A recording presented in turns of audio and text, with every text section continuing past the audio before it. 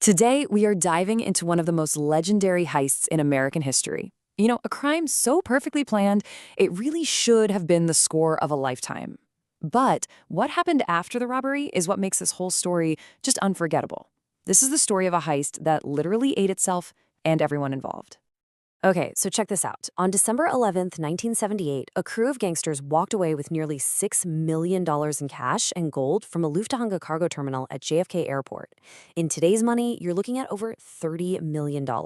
Untraceable. At the time, it was the single biggest cash robbery on U.S. soil, a total record breaker. And here is the insane twist. The real price for all that money? Well, it wasn't paid in years behind bars for the robbery itself. No. It was paid in blood. The perfect crime almost immediately spiraled into this paranoid bloodbath, leaving a trail of bodies all across New York City. So, you have to ask, how does a score this massive even get put together? Well, it all starts with one guy, a gangster, who saw an opportunity that was it was too good to pass up. Let me introduce you to James Burke. Though he was better known as Jimmy the Gent. He was an Irish-American gangster, and even though he wasn't Italian, he was a huge earner and a super trusted associate of the powerful Lucchese crime family. He was loyal, he was efficient, and he was absolutely ruthless. The kind of guy you called when you needed something done, no matter what it took. And yeah, if that name sounds a little familiar to you, it definitely should. Jimmy Burke's story and this very heist became the real-life basis for Martin Scorsese's masterpiece, Goodfellas. Robert De Niro's character, Jimmy Conway, that's a direct portrayal of the man who masterminded this entire thing. The whole plan basically just fell into his lap, really, through this simple chain of desperation and greed. It all started with this guy, Louis Warner. He was an inside man at Lufthansa who was just drowning in debt to his bookie, Martin Krugman. So to clear his debts, Warner offers up the golden goose. Millions in cash, just sitting in a vault that's barely secured. Krugman, he knows this is way too big for him, so he takes it to the one man everyone trusted for a major score, Jimmy Burke. But there was a snag, a mob politics snag. See, in the world of the New York Mafia, turf is everything. And JFK Airport, that belonged to the powerful Gambino crime family. For Burke, who was with the Lucchese family, to operate there without getting permission, that would mean war. So Jimmy did the smart thing. He went straight to the Gambinos, laid out the plan, and offered them a tribute, basically a fee, for the right to work on their turf. They agreed on $200,000. Honestly, a small price to pay for a shot at a multi-million-dollar pie. So, with the mob's blessing and a rock-solid plan, Burke put his crew together. The stage was now set for what would become the heist of the century. In the dead of night, December 11th, the plan went off with military precision. The whole thing took just minutes. 6 guys stormed the cargo bay, easily overpowering the handful of employees. Their inside man, Werner, he even played the part of a terrified victim, just like they planned. They were in and out before anyone knew what happened. No shots fired, no alarms. It was like a ghost operation.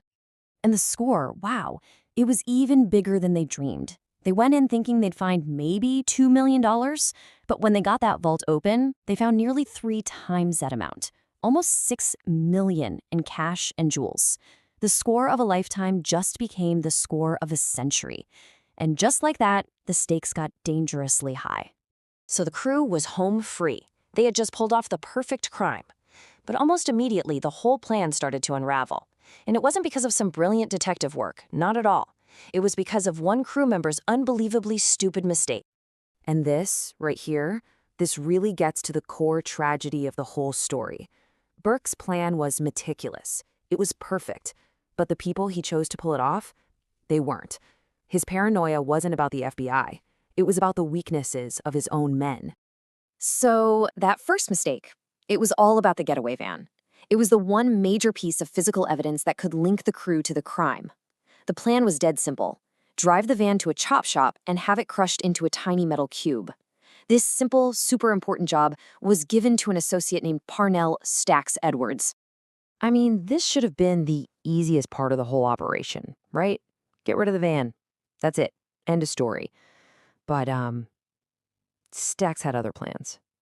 Yeah, instead of driving to the junkyard, he drove to his girlfriend's house, parked the van in a no-parking zone, and went inside to get high. A few days later, of course, police find this illegally parked van. And inside, what do they find? A perfect fingerprint belonging to Stax Edwards. And just like that, the FBI had its first direct link to Jimmy Burke's crew. Burke's reaction to this news says everything you need to know about him. When he heard the FBI had the van and a name, he wasn't scared. He was furious. And he decided to solve the problem, not by hiding, but by starting this terrifying campaign to just eliminate everyone. In Burke's cold, calculating mind, the problem wasn't the FBI anymore. It was his own guys. The score was just too big. The crew members were already getting flashy, buying cars and furs. He was convinced it was only a matter of time before someone's greed or just plain stupidity led the cops right to his front door. His solution? Leave no one left to top.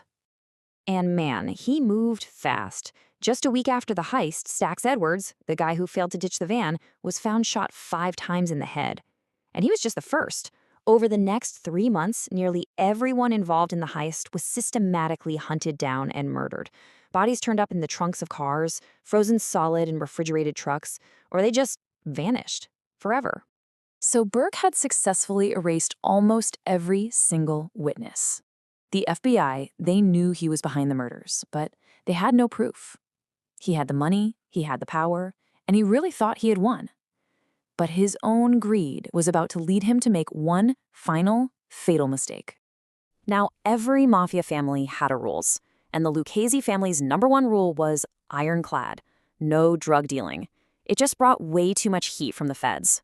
But Jimmy Burke, now sitting on millions in untraceable cash, felt completely untouchable. He broke that cardinal rule and invested his heist money into building a massive cocaine trafficking ring. And this is where it all comes crashing down. Burke's new drug operation involved a lot of his old associates, including a man named Henry Hill. Now, Hill wasn't part of the Lufthansa heist, but he was a key player in Burke's drug business. And in 1980, Henry Hill got arrested by narcotics agents. The FBI saw their chance. They went to Hill with a terrifying choice. They said, look, you're looking at life in prison for these drug charges, but even in prison, you won't be safe from Jimmy Burke. He'll want to silence you. His only way out was to talk. Faced with certain death either way, Henry Hill flipped. He became an informant and told the FBI everything: the heist, the murders, all of it. The final outcome here is just so ironic.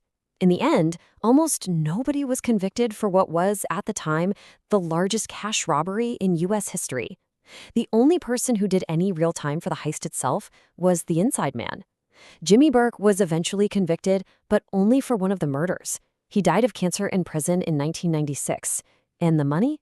Never seen again.